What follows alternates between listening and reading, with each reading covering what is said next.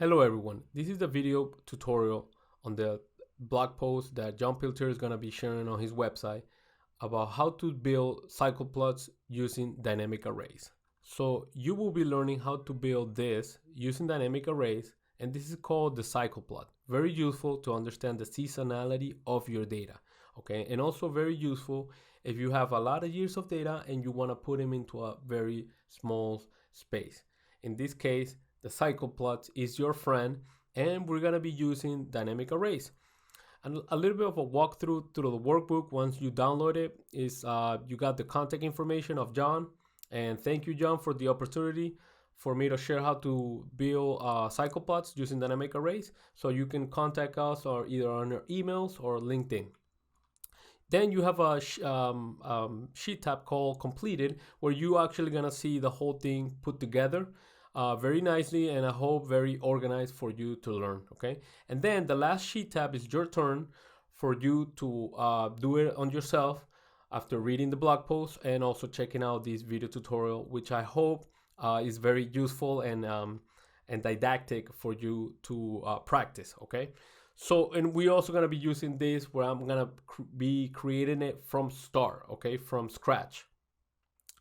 Before that, I want to share with you that I am going to be sharing a lot of keyboard shortcuts, okay? I'm going to be mentioning them, but I'm also going to be showing you which keystroke you have to press, which is this area right here, okay? I'm going to use my hands to point out, because usually what happens is when I share keyboard shortcuts to people, and really when I do it in person, they still don't understand which ones they have to press. I mean, I tell them which ones verbally to press, but they also confuse which ones on the keyboard. So I hopefully this methodology can help you to understand which keystrokes to press in order to get the keyboard shortcut. And I will actually promote keyboard shortcuts because they're very useful to work proficiently in Excel, and also be very efficient with time, okay? And also, and this more personal point, when you are doing punk analytics, meaning like you're analyzing data very fast, you're in a very nice momentum, trying to find a pearl in your data, meaning like you're trying to find an insight of your data, working with the keyboard shortcut makes you or helps you in that sense, because you're actually manipulating the tool very effectively and fast. Okay, so you don't lose that momentum. That's my point. So okay, so the first keyboard shortcut is called Alt space bar to maximize or restore the size of the window. What do I mean by that? So for example, if I were to press Alt space bar right now, so you see on the right top left top corner, that pop-up window that is actually in Spanish, I'll translate, it actually gives you the option to restore, move the size, or resize, minimize, or maximize the window. So in this case, I want to maximize it. I'm going to just zoom in, and I'm going to press in Control-3, but this is not part of the keyboard shortcuts because this is more for the zoom in tool that is on Windows to zoom in on your screen. So this is not part of Excel, I mean, of the keyboard, okay? So hopefully that's not confusing. And as you can see, the keystroke that I want to press is X, because it's right underlined. And when I'm gonna restore the window, the letter is gonna be R. Okay, so in this case, I'm gonna back up and then press X, and it makes my window very big. Okay, go back, Alt spacebar R. So I go back to this, and I'm gonna be doing this for about 18 keyboard shortcuts that I'm gonna be sharing with you. Okay, and I'm using this bottom part so it can be very visual which keystroke you have to press. Right, next keyboard shortcut, and that I really use a lot, is Alt Tab, okay, to move between my windows, okay, and my tools whenever I'm in my laptop or just on my work environment. Because for example, here, if I want to jump from this, right now I'm in this one right here, and this where I have all the keyboard shortcuts lined up. If I want to move to the window that is on the left, I just press Alt Tab, and if I want to go back, Alt Tab again, just like that. So you can see that I'm right here, and then Alt Tab, and then I'm right here, okay? And Alt Tab right here. And you can see my window, how you have to hold down Alt, okay? And then you jump to the other window pressing tab, okay? Very useful keyboard shortcut, and I'm gonna be using that too as well. That's why I'm also telling you all at once. I believe I'm not missing any of them, but if I do, let me know in the comments, okay? Or in the comments of the blog post or YouTube, please, okay?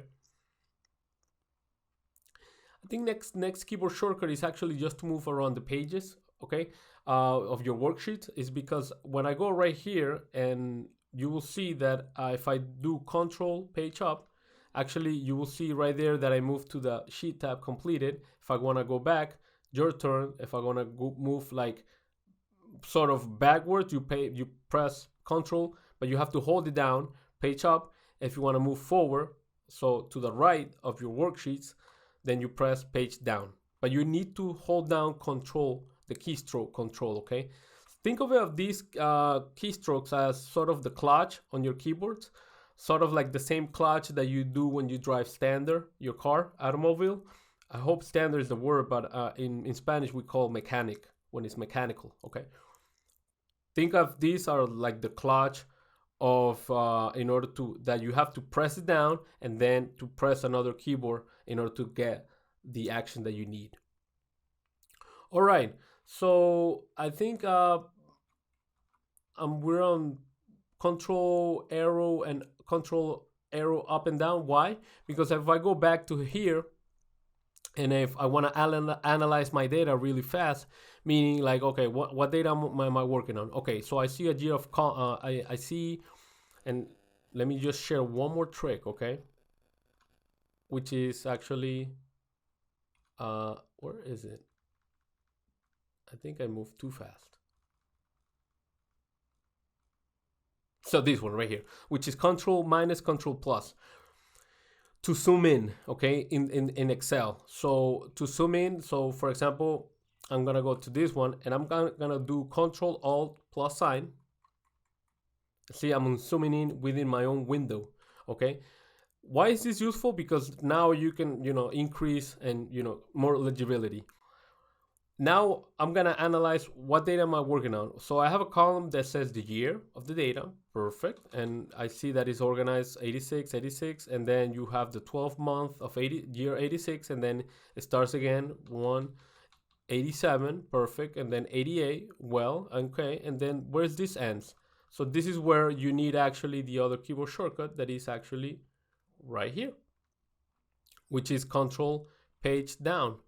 Control arrow down, so to move very fast. So you have to hold down Control and then arrow up and then arrow down, okay?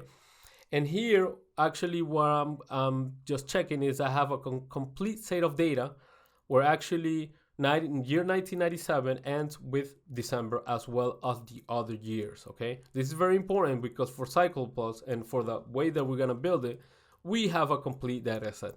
When it's not completed, when maybe we have half of a year, then we sort of have to do some tweaking to it. And I'll share that in another video when that happens, because that's a little bit more customized. And then the last column right here, and you saw I moved very fast with Control arrow down, Control arrow up, very fast. Sales, it's actually just a numeric value. It could be whatever you're measuring. It could be a percentage, it could be a ratio. In this case, it's just a very basic numeric value called sales. So now I'm gonna back up a little bit. So Control Alt minus sign to just back up a little bit, okay? And then let me check out what's the next keyboard shortcut. Now I'm gonna select the whole thing very fast with Control asterisk, okay? If I press Control asterisk right now, it select my whole data, okay? I can also be right here and then press Control asterisk and actually will select any data. As long as your data is all tied up, Control asterisk is gonna help you to select the whole thing, the whole range, okay? Next keyboard shortcut is Control T, okay? Control T actually converts your your range of data into tables. And this is very useful because tables, as you know, have many features, very elastic. For example, that the table can increase and decrease and still maintain its structure, okay? So we do Control T, and then Control T is actually telling us, hey, look, two things. It's asking you two things. Where's the data of your table? Right here in this range from B4 to D148. And then is your table has headers? Yes. So the way I can move from here, and I'm just gonna press right click, you can see that little line, flashing. In order to move it real fast, I can just press tab, okay? See my screen here, tab, and then once I press tab, then you see these like dancing ants. Maybe, well, not specifically dancing ants, but you see all these dotted area where it says if my table has header. That means that I have moved from that section to the next one. And if I press tab again, now I move from that section to the button of OK. And then there, I'm just gonna press enter. So as you can see, you really can use Excel without using a lot the mouse. I still use a lot the mouse when I'm doing charts. But whenever I'm not working with charts and graph, I'm most often using the keyboard, okay? And also Power Query. If you're using Power Query, basically the mouse for like 90% of all the actions that you do for Power Query. Okay, let me just grab a sip of water here. All right, so the other thing that we want to do is we'll do all enter, maximize. Is for example, I want to also change the layout of this. I get to a point, at certain points I get a bit minimalist, and I apologize for that. Table, we'll do this one right here. We'll do this style, okay, which is called the white table style light 4. Switch it to that, back up, and see, it's very non-invasive. Non-invasive, yeah. And then I also want to give a nice name to this table, okay? Something that is not so generic as table 4. Maybe we can put it as data, very basic, because on the completed example, we do have this table that is right now completed. This one already has a name. It calls 01 data, okay? And as you will see on the worksheet, or my work in general, I really enumerate stuff. So that way it's easier for me to debug, okay? I can find it faster. I can reference my mind faster. Okay, it's on arrow 3 or it's on step 4. Just knowing the number really helps my organization of my work. All right, so we go back here. Okay, now it has data. It has now the colors are well for the table, and perfect. Now I'm just gonna restore this and say there's another keyboard shortcut. Well, we already learned about tab and enter, as you can see.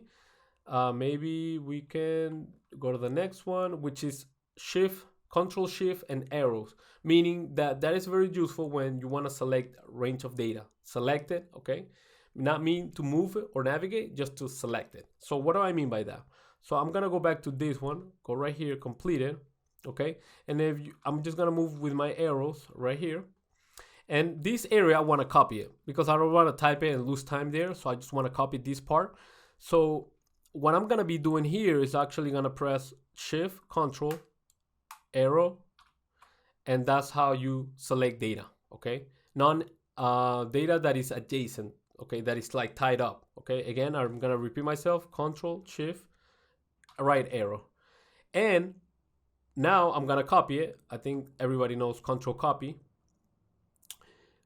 Go to my next one, my next sheet tab, and then I'm just gonna paste it. But for this pasting, okay, this is what I want you to learn, okay?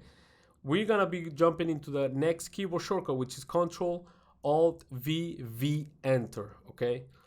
When you do it fast, people are like, oh, asking me, how do you did that? Because I wanna learn like to paste stuff in values, okay, in values format, just values, no formatting, not the formula. I just want to paste the values. Okay, in order to do that, right here, let me just check that. Okay, so the dancing ants are right there, they're still active. So now I just press Control Alt V, and I get my dialog box of paste special. Now, if I press V again, and why do I press V? Is because, let's zoom in. Because on this dialog box, there's like letters that are underlined. For example, for values, it's V. Okay, for comments, it's C. So there's like one letter for all the actions here. So what you can do is maybe just press V. Okay, let me just zoom out. I'm gonna press V, and then look what's gonna happen here. This dot is gonna move to values, and this area with the dotted point is also gonna move to values. Back up, and then press V, and see. We saw that effect. And then what I can do is enter, which is the last keystroke that I have to press. Do enter. and then I pasted it in values. Okay, this is what I was looking for. This is what I was aiming. Okay, so let's see what's the next keyboard shortcut. Like I said, it's 18 of them. So bear with me.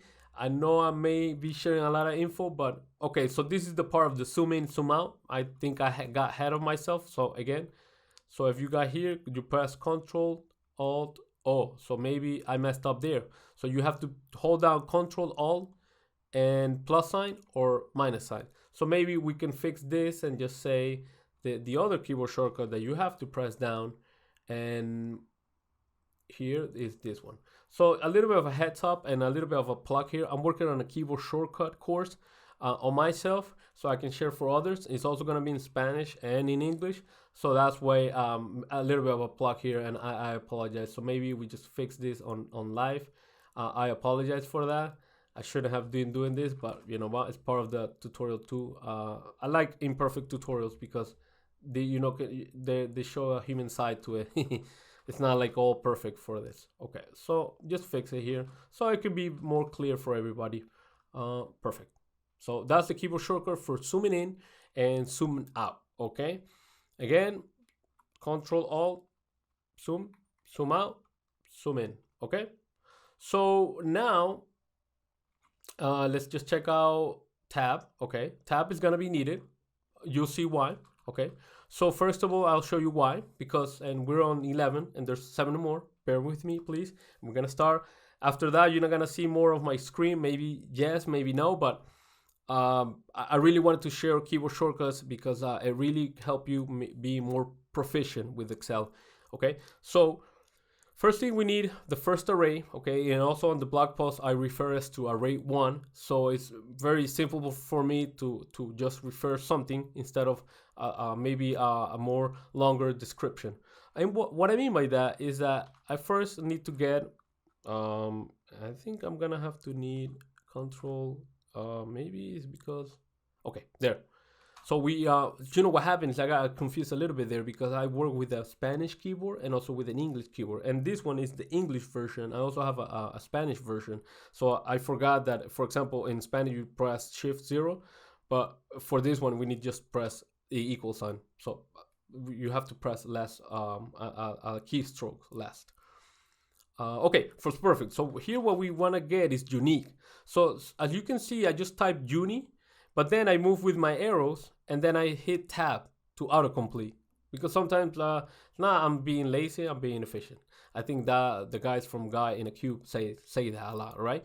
So I get unique, okay, and now I can either grab my mouse and select the column that I need, or actually, because I give a name to my table, I can use that. So if I start typing data, I'm referring to the table that I have named data, and I click tab and I open my brackets. Okay, and I think for brackets we do it here, this right here, keystroke. And now since my table of data has 3 columns, and now I can select which one do I need. It's actually year, and then I hit tab again, and then I do closing brackets and then closing parentheses. Now this is awesome, guys, because now I didn't use my mouse at all. I just type everything with my keyboard, and this is why I really promote keyboard shortcuts and the keyboard, because you become very proficient and efficient with your time using the keyboard. And also because the punk analytics, you know, you're starting asking questions to your data, and you're in this momentum that you actually don't want to stop because of something of losing time while getting an action in Excel. You actually want to get to the insight, to the value of information. So enter. So now check that effect, because we're talking about dynamic arrays. That sort of is called the spill range, and sort of it gave me all the unique values of all the years that I have in data. So right here, I'm just gonna do count. Again, I messed up there, count. And right here, I'm gonna do hash. I love the hash because basically, once I put the hash, it actually automatically auto selects all that spill range that I just did. So now close parentheses. And that's gonna tell me that I have 12 years of data on this data set, okay? This number is gonna become way bigger with another example that I'm gonna show you real fast, so you can understand why I did use tables, okay? And why in that case tables shows you the one of the many features of called flexibility, that is elastic. Okay. So that's the first array. We just needed to get our unique values in this case in order to understand, okay, how many years are we talking about? So in this case it's 12. But very visually, we know that our data set starts from year 1986 and ends in 1997, okay? The second array, okay, and here, Alt Enter, that's my favorite keyboard shortcut actually, Alt Enter spacebar. So now we can actually do this a bit bigger, Alt spacebar X, and then, okay, now we can get to see more of the screen. Okay, so this second array, we're gonna actually do, we actually need to get the max, okay? No, not actually the max. We need to get the count, okay? Again, the count of this array. It's gonna be 12, okay?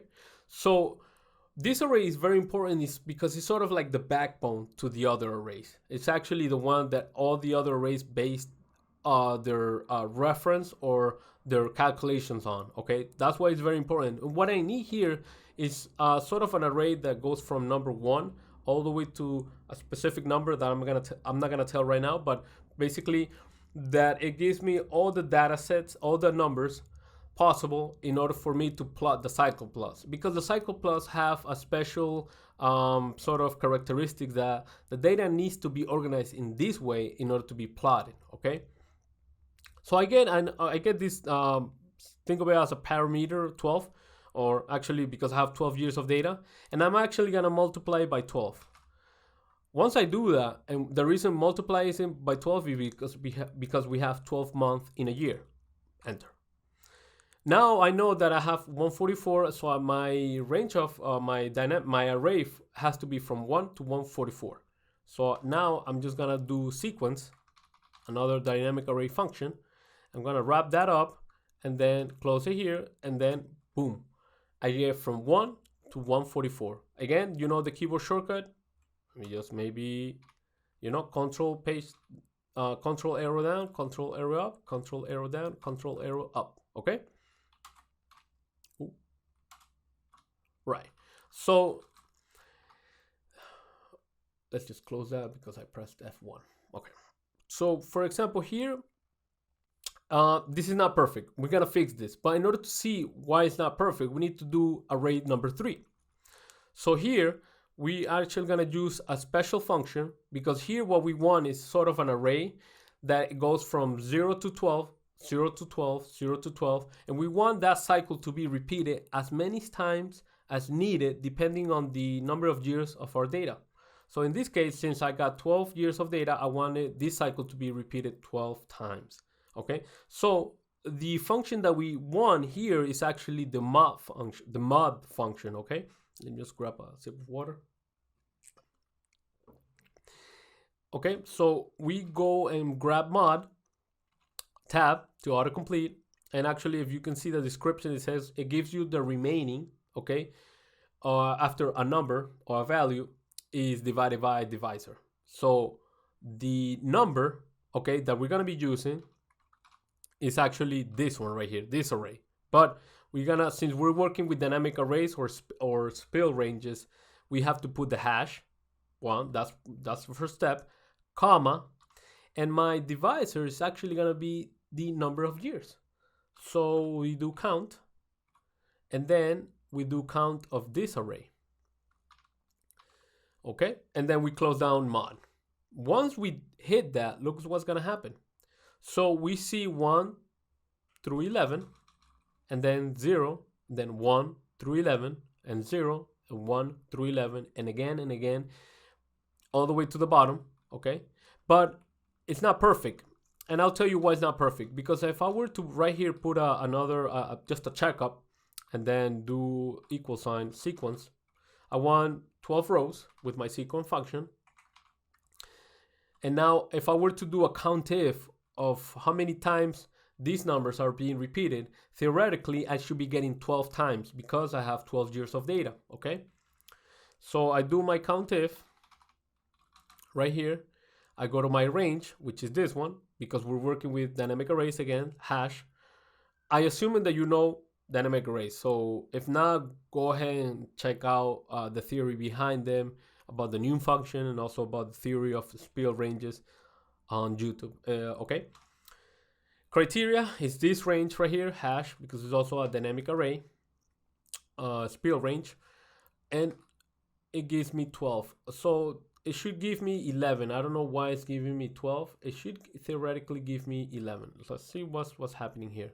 Maybe I did something. Well, okay, guys, a little bit of a hiccup there because I lost my my order of thoughts. So the reason is here that you have 12, but at the end, it also tells you that there's something going on here. We got 12 times for all the months going from January to 11, but for 12, it's not counting. It should be even for all the month, okay? Because we have 12 years of data. So in order to fix that, we go right here and we add a 1 to the divisor. So in order to make it one more, okay? And this is all because of the mod function, okay? It's sort of a parameter for this to work. So once we do that, okay, so now we do have 11s for all of them, but it kind of switch because now for month 1 or January, we got 12, and for the rest of the months, we got 11. So it's not good, it's not perfect. So in order to fix that, we have to go back to array 2 and actually open this and actually add 12 to this. Now, why 12? 12 because you can think of it that we need to add sort of to 12 more items in order to cover up what is being taken up on the other array. Meaning, for example, here you see these 12, you see these zeros. These, it's not that they're taking up space, but they're also being part of something that is needed for the cycle plot, okay, in order to get that effect of the lines being separated. So in order to make for that, and because we got 12 months in a year, that's why we're gonna be adding 12 more to this. Sorry again for that. So we do 12 more in order to cover it for those 12 zeros, okay? Because of 12 months. Once we do that, enter. Now we're getting there. Now we got 1 through 12, and it's aligned with this array. Now it starts again at 0, 1 through 12, and it goes all the way down. And now you can see that now we have about 156. Now there's only one part that we have to fix here. See, we need this array to end at 0, but also to start at 0. So for that, we have to add here up, well, actually not here, array 2. Ooh, sorry for that again. It's because I'm pressing 1 in this, my keyboard shortcut in English. So plus 1, and then we gotta fix. Actually, let's see. Oh, it's maybe adding times 12 plus 1. And we got 56. Oh, something is happening here now. Okay, so this is what's happening, guys. So I added the one there. It's actually on 157, but we need to move this 0 a little bit down. In order to do that, we need to subtract. Ooh, again. Sorry, guys. We need to subtract my value, my number, minus 1. Once I do that, we're there. 0 through 12, okay? 0 through 12, 0 through 12. And then as my checkup, I got my 12 month or I actually have 12 times because I have 12 years of data. So hopefully you're not sort of mistaken because of the 12 months of year. It's actually because coincidentally we have 12 years of data. Okay, so it's actually counting that we have 12 times January, 12 times February, 12 times March, and so on. Okay, so now we can delete this. Okay, so for the next part, it's actually the years. Okay, so here for the cycle plot, we need to organize the years. So sort of this array that is coming up is actually when we want to put this range right here on this array, and we want it to be continuous, meaning like we want this to be repeated as many times as needed, depending on the amount of years that we have data. So in order to do that, we actually go min. We actually grab these of the array 1 was the minimum year. So we do that, and it gives you 186. Perfect. But the thing is, Oh, again. We actually want to increase it or add the array next to it, which is array 3. Once we do that, hash, okay, enter. And then, okay, we're working there. We got 186, and we can see that 186 starts again right here. But check this out, 1998 is not part of our data set. So in order to fix that, what we need to go is -1. Once we do that, then okay, we got 186, okay, align with this part, with number 1, align with 2, and then once we check up 12, it ends, okay, 1997 with number 12 because we got 12 years of data. And sorry, I'm being a very repetitive here, but it's because this is like all the tricks that we do in order to get cycle plots, okay, plotted. But this is not well because 1985 is not part of my data set. So how do I fix that? You fix that with a simple if. So if, and then if this equals, this array hash is equals to 0, comma, just leave it blank. Ooh. So I think, how do you do codes? Okay, there you go. Comma, and then we go right here and close this formula, okay? So pretty much I'm saying, hey, look, if on dynamic array 3 is equals to 0, then leave it blank, else do this operation that we got the years grouped up. Once we do that, check this out. Okay, now we're good. Now we have what we were looking for. We got this range being continuous all the way down and getting repeated as many times, as many times, depending on the amount of years that we have on our data set. So you can see all my first 3 arrays are very, very symmetrical, meaning they're all the same range. Okay, so now the next one is actually, this is the last, like, sort of no intuitive array, and I'm pretty sure it's not intuitive for you because why would you have to do all this in order to plot something as basic as a cycle plot? The thing is that cycle plots are not very straightforward to do in Excel, unfortunately, but you can hack the tool in order to still do it, okay? So for this one, what we actually need is actually to get the max of my array 2, okay? That's gonna give me this number, 157, okay? Now I want a string, or not a string, but an array that starts from 1 to 157, okay? So in order to do that, I'm actually gonna do sequence, okay? And I'm actually gonna do max, but I'm actually gonna start from 0. And again, from 0 because my array 3 is starting from 0 and we need that space, okay, in order for the cycle plots to be, all the spaces of the lines to be even. Something that is not visually present right now, but once we get to making the chart, you will see that it actually makes sense, okay? So we press enter, okay, and then we got 0 to all the way to 156. It's not aligned with this one, okay, but no worries. Actually, what we need now is to divide this, okay, and we divide that by the count, okay, again, of my number of years. So in this case, 12. So once we do that, check this out. We get these decimal numbers, okay? And what we can do with them is actually, if we wrap it up with the int function, and the int function is actually giving me this sort of technique to, let's just check out the description, which I think I like it. It rounds down a number to the nearest integer, okay? Down is key, okay, because it's actually bringing down this sort of number. Maybe it could be 1.5, it will bring it to 1, okay? So that's why I like it, because it's actually useful for this, okay? And close parentheses, and now we get those ones. Actually, sorry, we start with 12 zeros and then ones and then 2, but see, it's not aligned right here. So something is going on here. It's not well. This is not correct. So if we keep going down, we're gonna see a lot of 3s here. It's not well. So in order to fix this, because it needs to be aligned, all these the number of 2, the number of 1s is gonna be depending on the amount of years. So all these sections should be 1, 1, 1, 1. All these sections should be 2, 2, 2, 2, 2, and so on, okay?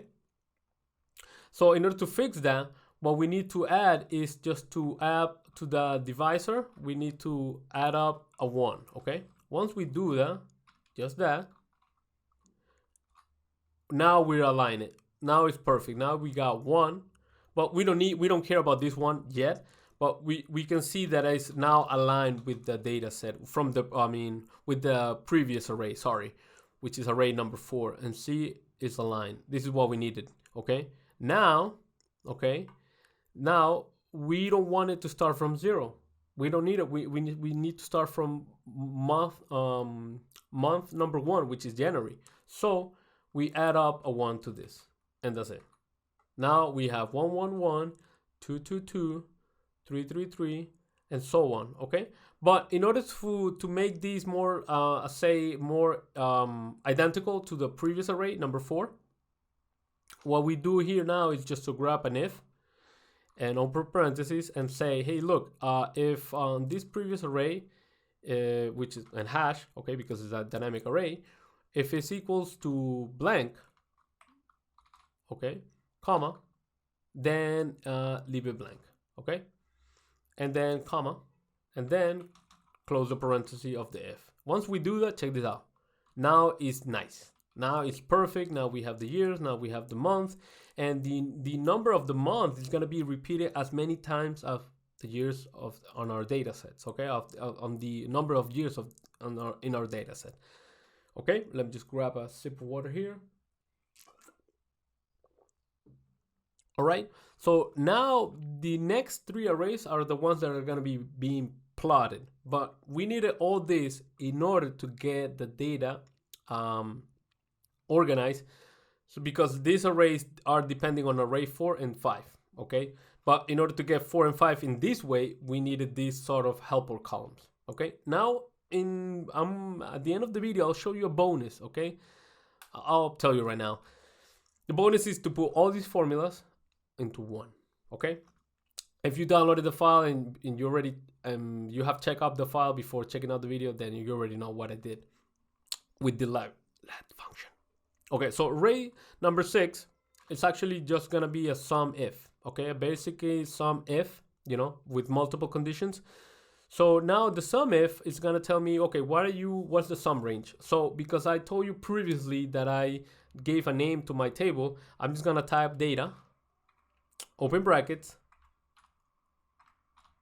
and then do sales, close bracket, okay, comma, data again, tab, open brackets, and I'm actually gonna tell her, hey, look, I want the year. That's my criteria range 1, but my criteria 1 is gonna be this dynamic array. So you can combine structure reference with dynamic arrays or spell ranges, okay? That's the beauty, the future of Excel is amazing. So, well, actually, I send that case and to all the teams at Microsoft, on Cambridge, and all the research team and everybody that is involved in taking this tool forward, because it is a very, very flexible tool. So thank you for that. Thank you. Okay, so now we're back to this, comma, criteria range 2. We actually, we're just gonna type data again, and now we want open brackets, month, and then close brackets, comma, and then now we're gonna be referring to this dynamic array, hash, close parentheses, and then enter. Nice.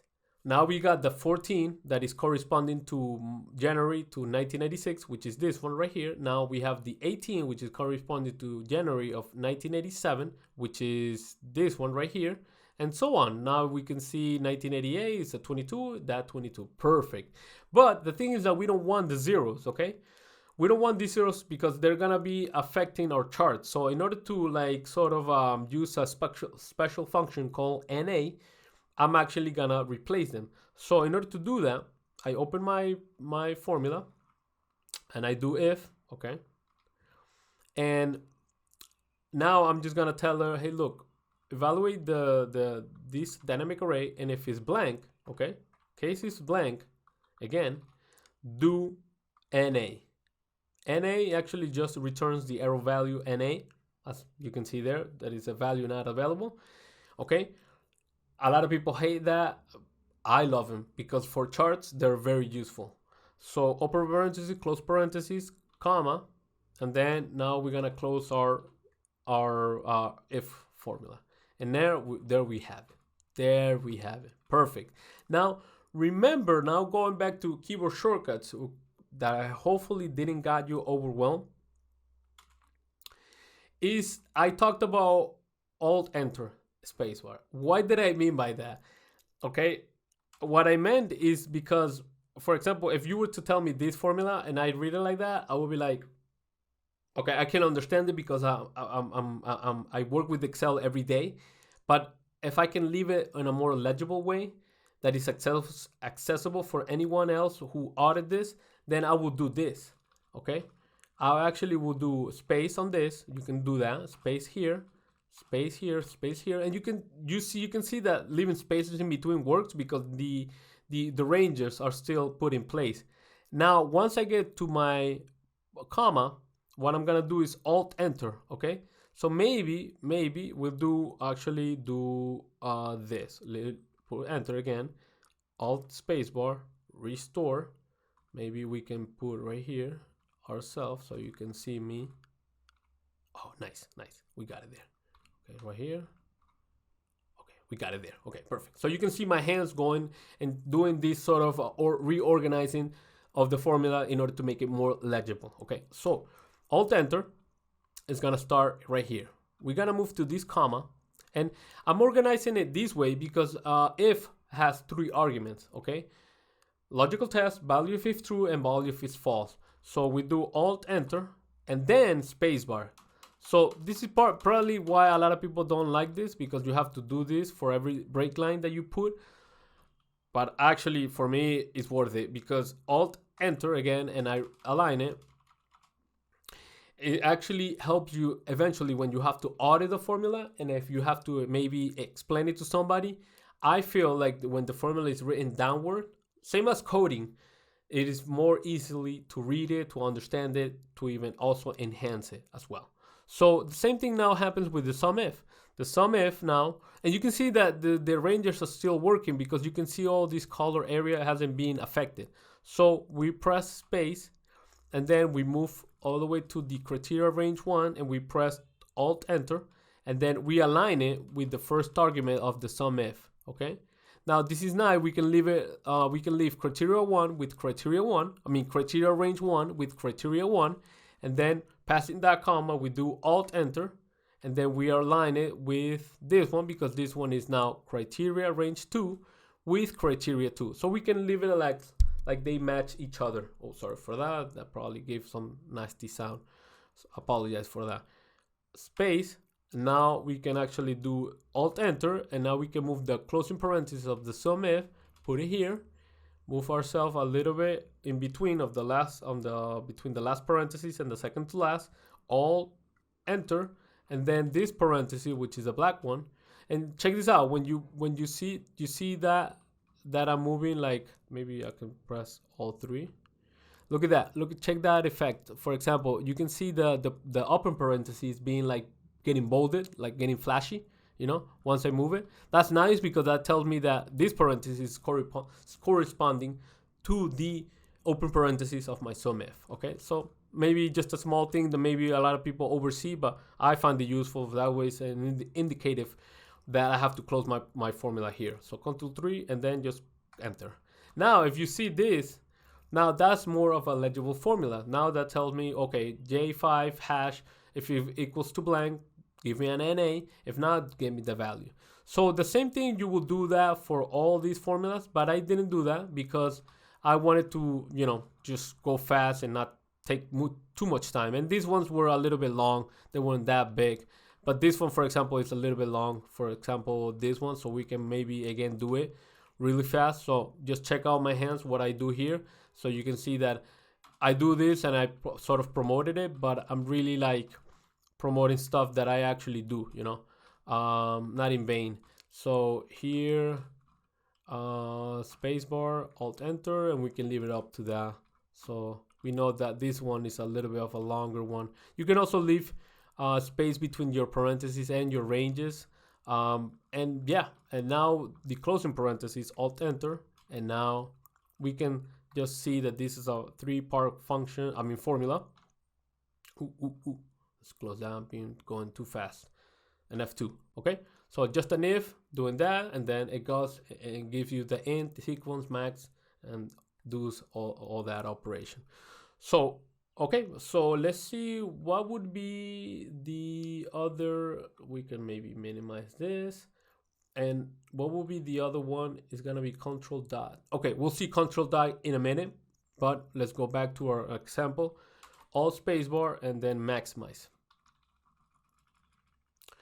Okay, array 7. So array 7 is pretty much for any cycle plots. We actually want to give it a little bit more context. So typically, you put the lines and also you add something that is contextual, which is that horizontal lines that you see here.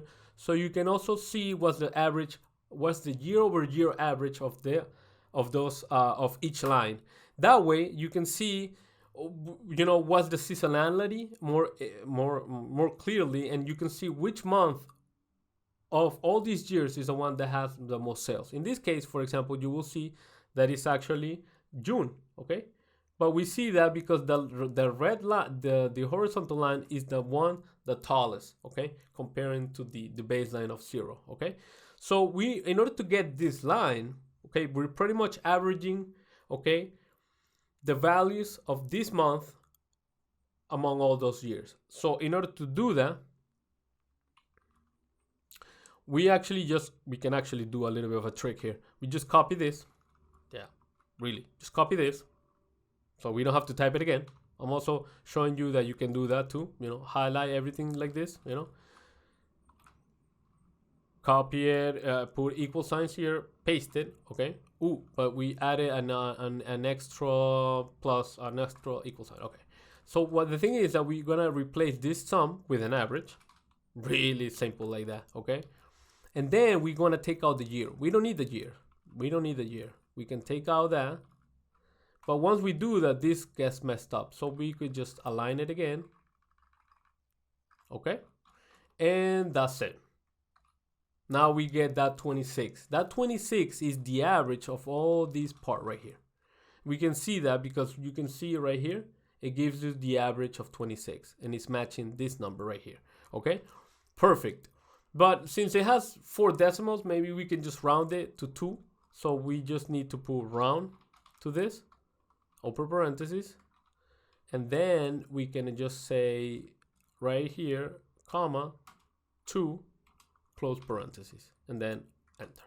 And now we have just a number of 2 decimals even for all the numbers going down. Okay. Array number 8, we're gonna hold up because I want to show you something real cool once we plot our chart.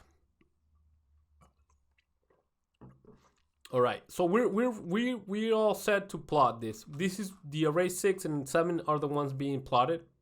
So I'm just gonna back up a little bit here, Control Alt minus signs, you know, to back up and give me a little more space. I think right here is great. So now what I'm gonna do is actually gonna do and throw just a chart, just a line chart is good right here. This one, the 2D line, just throw it there and check out this trick. For example, I'm just gonna grab this Control, as you know, the one for the selection. It's actually, and let's do this for the selection is actually, we're gonna do this. Control Shift right arrow and then down arrow to select the whole data set. Okay, now to go back up, what I can do is Control dot. Okay, you can do this dot or you can do this dot depending on your keyboard shortcut. You on your keyboard layout, it could be this dot, okay, or it could be the other dot. Okay, so see, I move around the corners of my selected range. So I can also do this one too. That one too also works. So now I am back to the top part, that's what I needed. Now I Control Z, okay, and I grab here and Control V. That's it. Once I do that, ooh la la, ooh la la, ooh la la. Now see, I got my cycle plot. pretty much that's it. I mean, I can end the tutorial right here, but no, we can't. We gotta make a nice tutorial, even though if it's gonna take a little bit of time. I really don't know how the other people make it in 5 minutes or 10. That's an art, really. For me, I take my time, and I apologize if this video is taking more than 40 or an hour. But at least you get the whole idea, and you get a lot of information, and a lot of good tips for you to be better in Excel. So we got pretty much our graph, pretty much. That's why we needed it like these NAs, so we can break this line, okay? So each line is individually. Each line corresponds to each month, okay? So that's why it was needed, okay? Now, I don't like the axis. The axis is not totally understandable. And also, you saw that I actually copy and pasted. That's one of, like, maybe a trick that I wanted to show you. And now, in order to fix the axis, this is what you got to do, okay? And we have to put let's just maybe right here. We got to put something of a month, okay? And dummy, okay? For this, we're just gonna leave it 1. For the month, I'm just gonna go back and copy this so I don't have to type it again. Okay, go right here, paste it. And then this, I'm just gonna fill it up with 1, okay? So basically what I'm saying here is that I wanna plot this, okay, on my chart in order to get this being plotted. How do I do that? Okay, go to here, the chart, right click, select data. Okay, you see it has generic names. We'll fix that, don't worry. Add.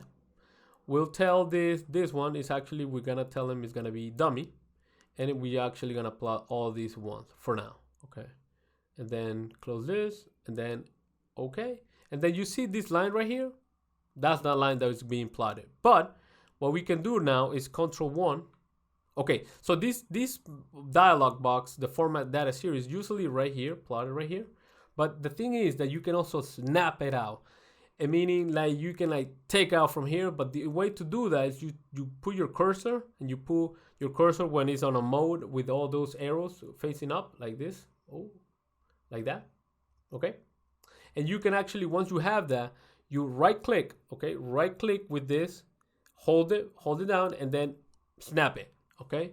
So let's just back up here, and then snap it. And you can just snap it. And why do I snap it? Because I can put it on top of my ribbon, and also I can put it covering my detail. So look at all that space that is taken up, but it's useful because once I click on my chart and I click on this line, look all that space that I have now. I wish we could do this in Power BI, but it's not possible. And because I have all the options listed, you know, I don't have to scroll up, scroll down. Everything is more clear. So now what I'm gonna say here is actually gonna go right here to these series options, and I'm gonna press secondary axis. Okay, once I do that, okay, don't get alarmed, but now what we're gonna do is actually gonna tell the Excel to actually add something else to this, which actually, wait, before that we actually need to put right click, okay, because we put this line into secondary axis. Now there's also an invisible secondary horizontal axis, which is this upper part, which is, we can't see it now, but we'll see in a minute. But right click, select data, and this series, they share these two. They share the horizontal category, the first one, the primary, but this one, the dummy, does share the secondary. It doesn't tell you that anywhere, but once you get experience with graph in Excel, you start to get knowledgeable about that. So we edit, and actually we want this month to be once being visualized. We click enter, and nothing happens yet. But now we go right here, okay? Click here, and we plus sign, we add the axis, and we're gonna be adding the secondary horizontal axis. Maybe we can zoom in a little bit so you can see it more clearly. And we get the secondary horizontal lines. Once we do a check there, okay, and back up, now we get those months. That's what we actually wanted, but we don't want that line. So what we can do is actually replace these ones with my favorite function called NA. That's not actually my favorite function. All of them are my favorite functions. And we just fill it down. And now we disappear that line. We just needed a dummy in order to be plotted and then to hack it, okay? So now we can leave it there, but I don't like it leaving this axis on the top. Some people do. I like it more on the bottom. It's just more of a personal choice. So what we do now is, first of all, if you can tell, there's some sort of tick marks here. We can take those out. So what we can do is go to tick marks here and do, I don't know what happened here. Okay, so this sometimes happens. You just gotta increase the width of these, dialog box or panel options, okay? And just take it none. When we do that, they go away, okay? So they're not there anymore. Okay, perfect. So now we want actually to inverse these two. We want these numbers to go on top, so we click labels and we click here and axis, we put it high. Once we do that, okay, no problem. Now we grab the month and we switch it to go low, okay? Once we do that, perfect. Now we're almost there. Now we can click on this, and some people eliminate it, but it can mess up your chart. Depending on the version of Excel, I noticed that, but in order to be more equal for all the versions, this is what you want to do. You click on the numbers, okay, and then you see that there's some sort of these blue dots right there, okay, on the corners. That means that you're selecting that part of the chart element. Another way to make it more safe, you can actually just click on the chart, okay, go to format, and then go right here and say, hey, look, what I want is actually the primary category axis, okay? There we go, you have it selected. So how do you have it selected? Because you can tell that you're selecting that area. So what do you do now is actually you color, okay, that to a color white, and then decrease it to size number 1. That's it, guys. Plain simple. And then you click here and then do the same thing and close it to 1. Perfect. Simple as that. Very simple as that. And look, it look nice. But we actually can add a little bit of, we can actually take advantage of the grid lines, of the secondary axis grid lines. What do I mean by that? You plus sign here and you go to grid lines, and actually the one that we want is actually, let me just call it again, grid lines. We want this one, the secondary major horizontal. Once we add it and check it, look what happened. Oh, no, actually, vertical, sorry. Vertical, yes, the verticals, the secondary major vertical. Once we do that and back up, we can actually just click here on the plot area, right click, fill, put a nice gray, okay, just a very light gray. I'm putting maybe, which style is that? That's actually, let's just see, it's actually white, background 1, darker 5%, okay. And just I did that, and then for these lines, I click on the grid lines. Actually, I actually click on the vertical ones, and you can see that they're being selected because you see the blue dots. And what I do now is right click and then outline, call it Y, and then I can just do increase the width to be maybe just 1 point. Well, maybe we can just be a little bit wider. Maybe we can do weight and we can do 1.5. Okay, that's good. Now back up. And then all the horizontal ones, maybe we can put a little bit more muted. So we can just put this gray, maybe this gray. That's a little bit too much muted. Maybe we can, you can play around with this. Maybe I'm gonna leave it right into this one right here. So the grid lines are important because they really help you to sort of, reference, to scan, and people can refer themselves, We're not going to add data labels to all the parts because you can see there's a lot of points being plotted here, okay? The other stuff that we can do real quick is just for the line, right click, outline, and actually maybe the width, we can decrease it to 1.5. And we can also grab this average line, and we can also do the outline and decrease it to 1.5 as well, and maybe change the color to this dark. But as you can see, it's a little bit like invasive. So what you can do here is actually you can go to more outline colors, and what you can grab and just play with its transparency and make it maybe 40%. Click OK, and there you go. It's there, but it's not too invasive. So you gotta play around with your colors. Know your colors, okay? That's my tip. Okay, so we're pretty much, we just put a nice title here. Maybe just a cycle plot, just for now. cycle plot. Oh. Cycle plot, perfect. Okay, so why I didn't plot array 8? Because I wanted to wait until this point, okay? Two things are gonna happen, okay? I'm gonna mess up, and I'm gonna also show you why, like, actually we needed to do something else before this being plotted, okay? So let's mess up. Let's grab this data set. We have 4 years of data, guys. 4 years of data. We have here from year data from 1979 and all the way to 1929. Okay. So I'm gonna copy this, copy it, and now I think one of the other keyboard shortcuts, and if I recall correctly and do restore, it's actually, well, Control 1, yeah, Control 1 to, I'll show you Control 1 again, and Control Home, okay? But Control 1, we skip one because I was going too fast, and I apologize that. For Control 1, so because I'm in this area right here, because Control 1 actually is gonna take me to, actually Control Home is actually gonna take me to right here to the beginning, because I'm gonna paste that area of that I copy, and I can know that it's still selected because I can see the dancing ants around it. So now what I'm gonna do, I'm just gonna back up a little bit here, so you can see what's gonna happen to the chart. I'm gonna mess up, okay, guys? So I do Control Alt V, Enter. Oh, I messed up. I'm not seeing my 12 lines. Why? Because I didn't name range my dynamic arrays, which is something that is a must if you're gonna work with this. And it's very simple, okay?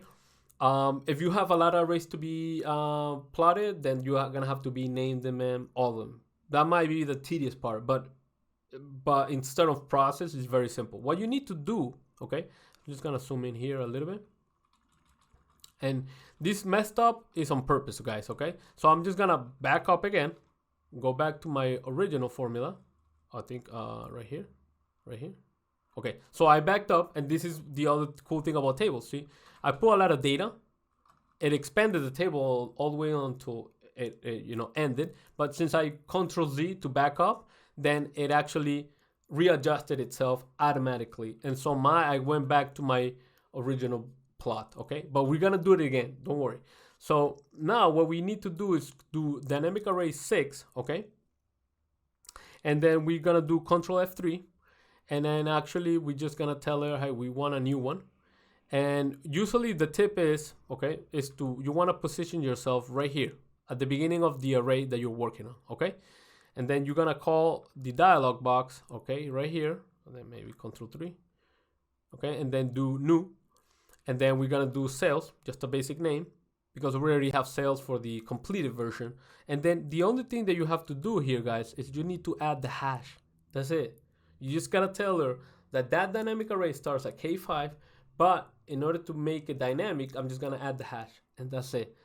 This is how Microsoft or the Excel team sort of configure it. I think it's very simple and very straightforward. Hopefully you think the same.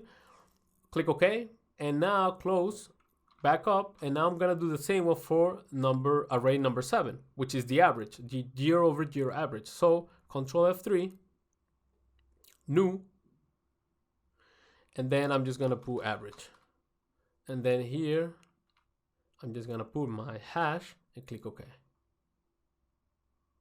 Close, and then back up. And then now here's what's very important. Click on the chart, select data, and now here on series 1 we're gonna fix it. Now we can put sales, and then we can actually, this is what's key. This is the beauty. You need to take out all this, wipe it out, but leave it up to this exclamation part.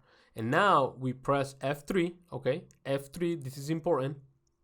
And it's also one of the keyboard shortcuts that I listed, but since I was going too fast, I'm in this momentum that I wanna sort of tell you all the tricks and tips, and maybe I'm getting a little bit like over myself. So we press F3, okay? And you get this dialog box of paste name.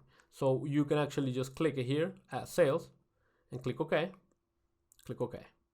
Now for series 2, we click edit and we do average, and then we wipe this out and press F3, and then we do average, okay? And click OK. And click OK. And pretty much now F3, if we go back to, if we go back to our keyboard shortcuts that we were learning, pretty much the one that I was telling you is actually 16 and 17, very fast. And we got one more, okay? 16 and 17, because in order to invoke the name range, or the, what's the name? I forgot what's the name of this, define names? The name manager, sorry, the name manager. In order to invoke it with the keyboard shortcut, it's actually pressing F3, Control F3. So we get that name manager, okay? And to close it, yeah, I don't know how to close it. Sorry, you guys. But okay, so F3, okay, I usually close it with the mouse. So F function 3, which is this one right here, okay, guys? Function 3 right here. And you invoke the name manager. Now, to invoke the names page special, which actually is just pressing down F3, okay? F3, guys, F3. Let me just zoom in here a little bit, maybe F3. There we go, there we go. Now let's just place this back to where it was. Perfect. All right, so, okay, so I think right now, okay, there we go. So now we go back to here, maximize. And I think there was one more keyboard shortcut, and I apologize for all this jazz and confusion. Restore.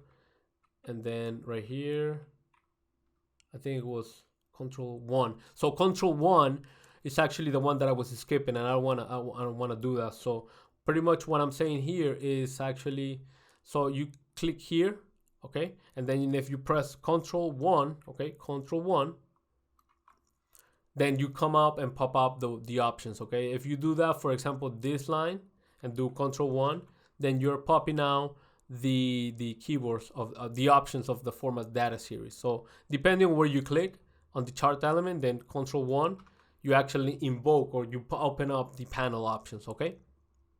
I think that's what's called, the panel options. I hope I'm correct. So yeah, pretty much you have all these keyboard shortcuts that I'm sharing. Hopefully they're more visualized, what to press. And then there's a last one, which is 18, which you will see why in a minute. And now, because I fixed my name, sorry. Right. So now, because now this is the arrays are the dynamic arrays are name range, and also because I put the name range onto the chart. Now what I can do, and check this out, is actually I can copy this, all this, Control C, Control Home, and paste it here with Control Alt V, V, Enter. Okay, look what's gonna happen, guys. Look what's gonna happen. And just because we're working with tables and we're working with dynamic arrays that are referencing to tables, and because tables have elasticity, they're elastic, meaning, like, for example, if I go all the way to the top, look where it ends, you know, automatically the table expanded itself, okay?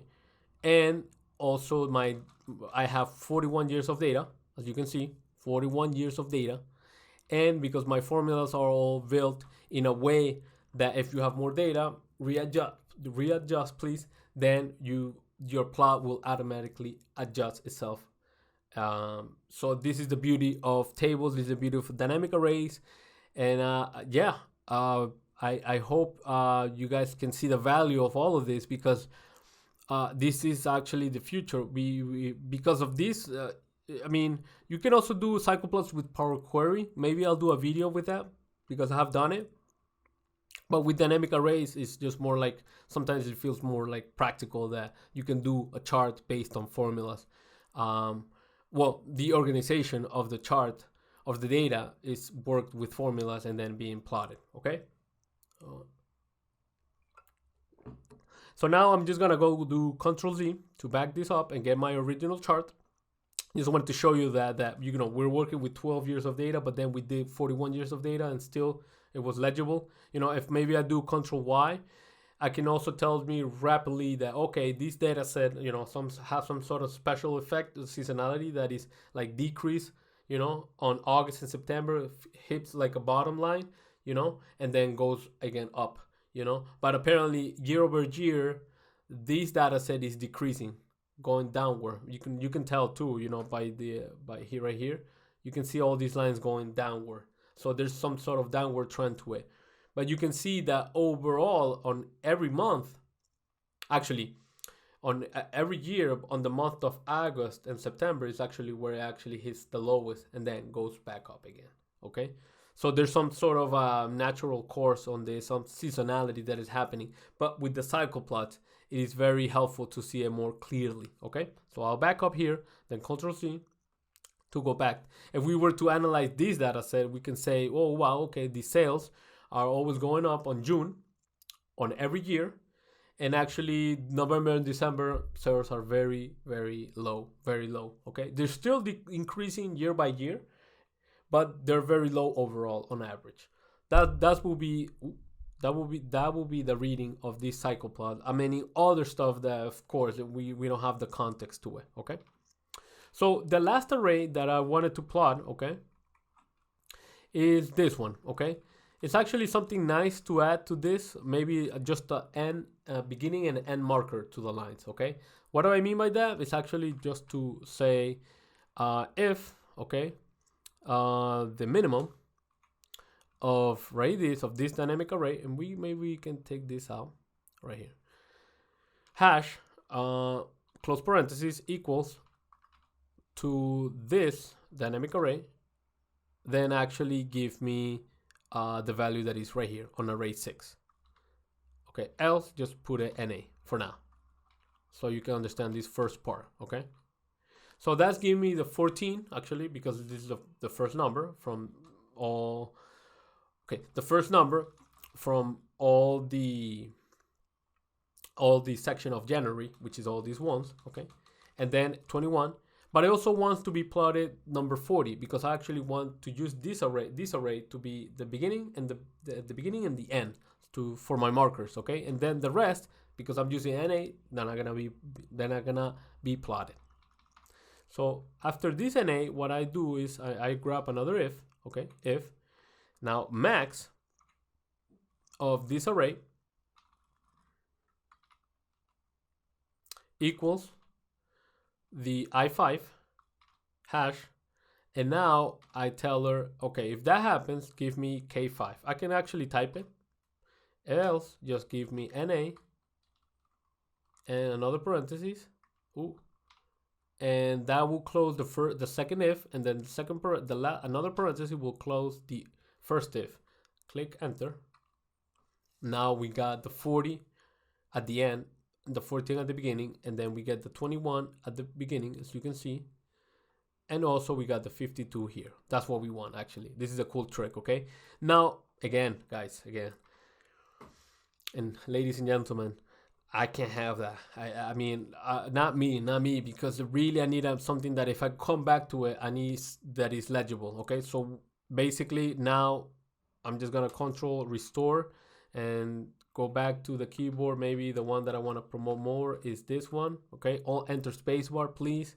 I know this video is probably so long, nobody's gonna watch it, but no worries. At least it's documented, and it's part of the blog post for Jon's website, in order to really explain all the parts to it. Okay, hopefully one day I will make videos of 5 minutes or 10 minutes long, but for now this is actually it takes me time. I'm not very expert on this type of stuff, so I'm actually gonna break this, and actually I'm just gonna break this and say, hey, look, what I'm gonna do is this if, we can give it a little bit of space first of all, so you can see my hands, they're going fast. And then Alt Enter, spacebar, align it with the first part of the if. Okay, I think that's good. And then after the comma, which for the value if false, I press spacebar here. So I'm just giving space for my formula to breathe. Alt Enter and move it here.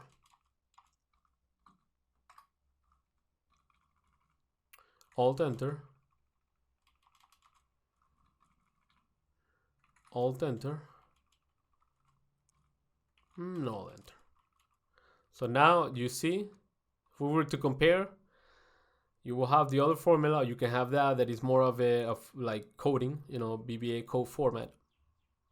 that is actually going down, so it's easier to read for anybody else who's learning this or auditing it. Okay, hopefully that's the aim of this. Okay, so Alt Enter Spacebar. Okay, so Alt Enter and maximize. And okay, so now I'm just gonna grab and say name range this, and I'm actually do Control, so Alt Enter Spacebar restore, and check this out. Control F3. Okay, Control F3. So, and now I'm actually just say new. I'm gonna call these markers, and I'm actually gonna pen my F5. I'm just gonna put my hashtag. Okay, control back up. Okay, perfect. Now I go to my data set, and this is why I also did it in this way, because sometimes this is what happens. People get alarmed. Let's do all spacebar max. Okay, so I'm gonna actually right click, select data. And when I add this this part, which is I'm gonna call markers, and actually take this part out. Actually, I'm just gonna click here because I need your turn, but delete this part all the way to the up to the exclamation mark. We have to leave that part. This is key, okay? And now I'm gonna press F3, and now F3 right here. I'm actually gonna say markers. Okay, click OK, click OK. It's gonna mess up our chart. Ooh. Okay. No worries, don't worry.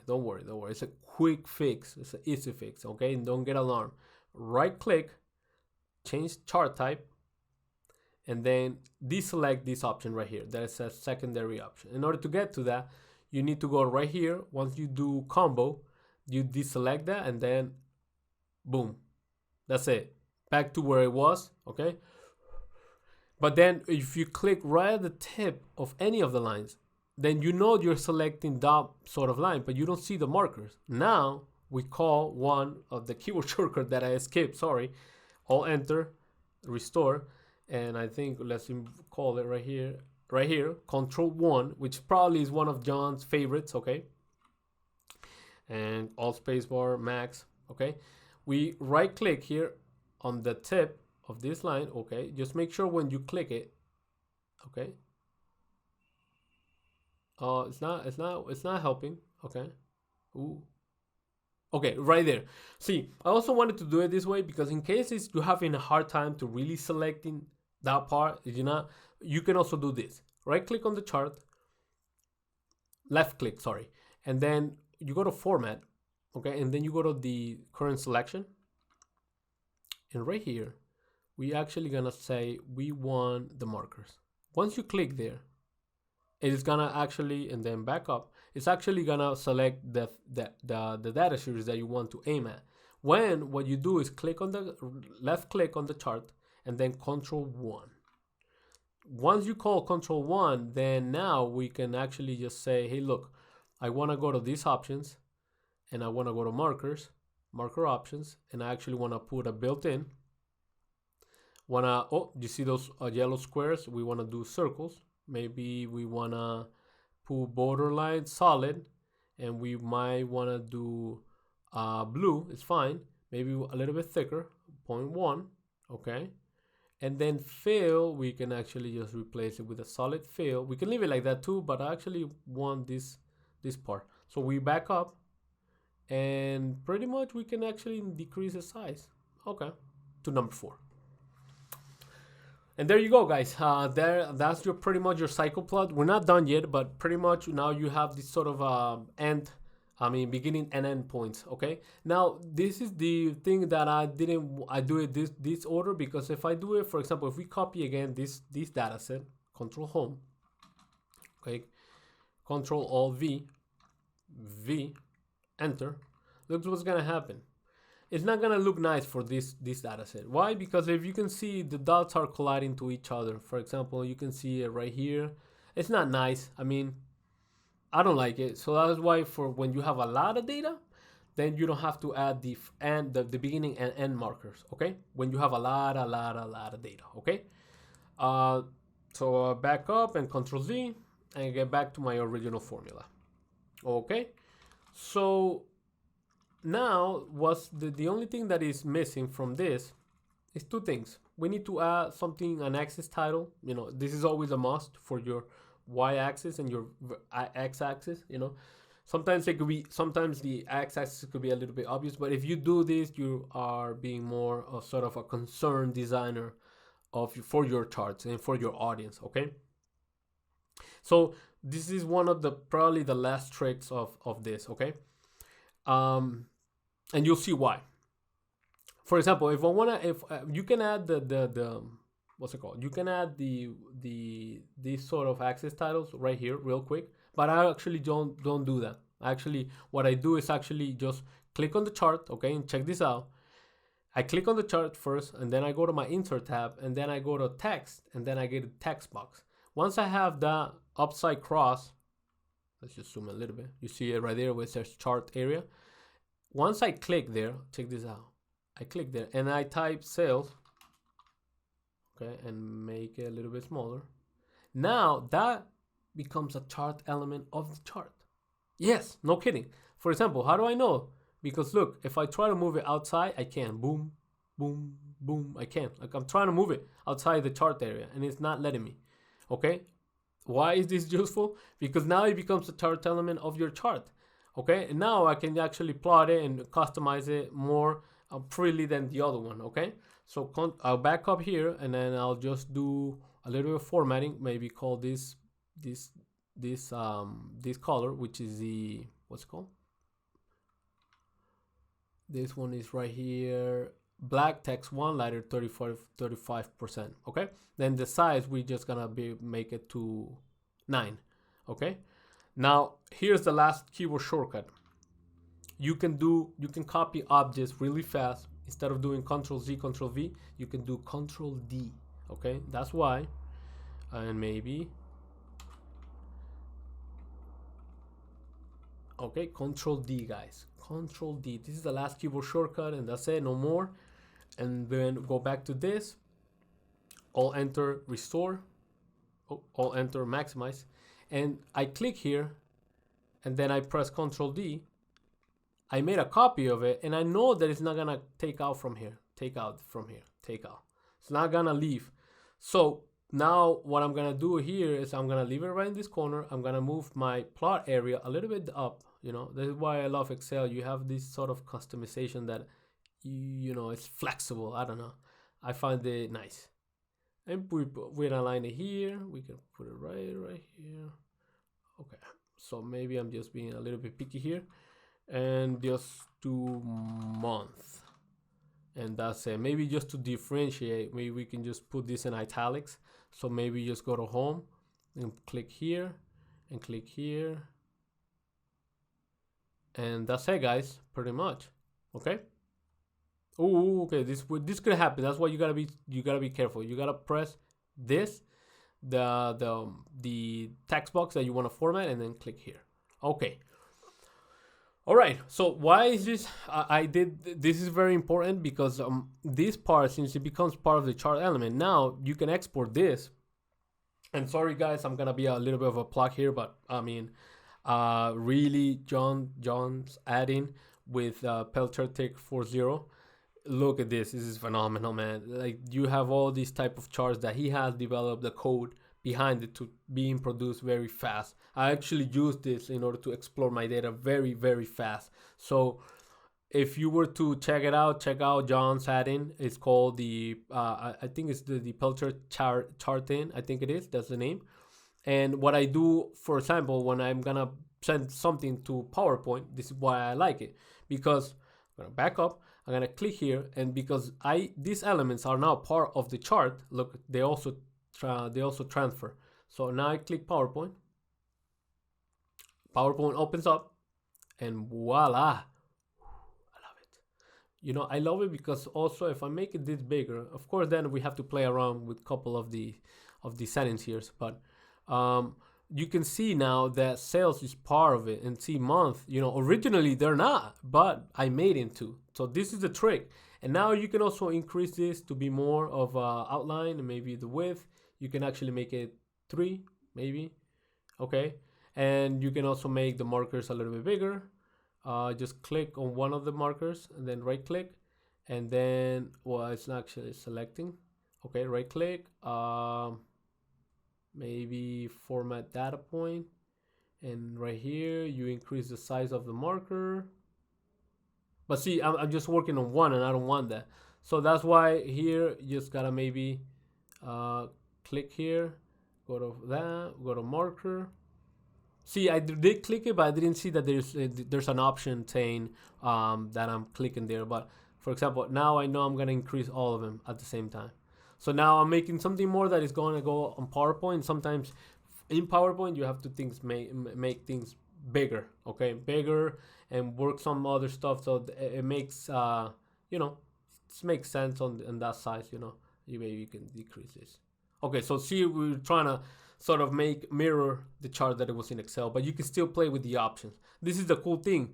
Like, this is actually related to my Excel. So if I wanted to edit the data, it's gonna go open up the data where it's pulling it from. And since it's pulling it up from dynamic ranges, which are named, then everything's gonna be dynamic. Okay, this is a beauty. And actually, do check out Jon's adding. Look all these charts again. This is phenomenal. Okay, step chart, layer chart, Pareto, Merrick Meadow. This is phenomenal for data exploration, for exploratory data analysis. Okay, so almost done. And then just to wrap up this tutorial, when we close this, is that we need direct leveling. We need to know that this line is year-over-year average, and this line is actually the sales. In order to do that, we just click on any part of the lines. You know, maybe we can add it right here maybe, and then right click and then add data label. Once we do that, we get a 67, which is the value for the marker or data series. But we do Control 1, okay, and then we say series name. Okay, we don't want that. If this happens to you, don't worry. Just Control C to back up, and then click again. Once you click it again, look, that is with the blue dots. We don't want the blue dots. We want the white dots right there, because now we're focusing on this label alone. Control 3, Control 1, and then series name, take out value. Perfect. Now we do the same thing with this one right here, and we can say again, right click, data label, right click, and right click again, format, Control 1, data series, and take out value. And now we just move this all the way to the top. It adds a nice line to it, which I like. So sort of tells you, hey, look, what we're talking about here is average. Okay, maybe you just want to place it somewhere where it makes sense to have it there. Okay, and then you can also sort of, actually you can also use, I don't think it's gonna work for here, but maybe it is. Let's see. I don't want to risk it because I haven't really tested on that part. But usually what I just do is I color here, and this I color to the same color of the line, and then make it bold. And that's it, guys. That's it, guys. But for this, it should be called right here. Just edit it, and just let's do right here. We do year-over-year average, and click OK. Click OK. And now, because it's a little bit bigger, now we gotta move it. And that's it, guys. That's pretty much it. That's pretty much it. And then if you want to take out this outline, you can do that. That's fine. That's fine. But if you want to make it like I did with the rounded corners, just for educational purposes, you can right click here, outline, and actually do Control 1. But first you have to click on the chart here, and then let's close this up, and then first click on the chart, and then Control 1, and then you want to do here on borderline, I believe is where is it? Control 1. My borders. Usually the option is that you want to get maybe I don't see it. I wonder why. So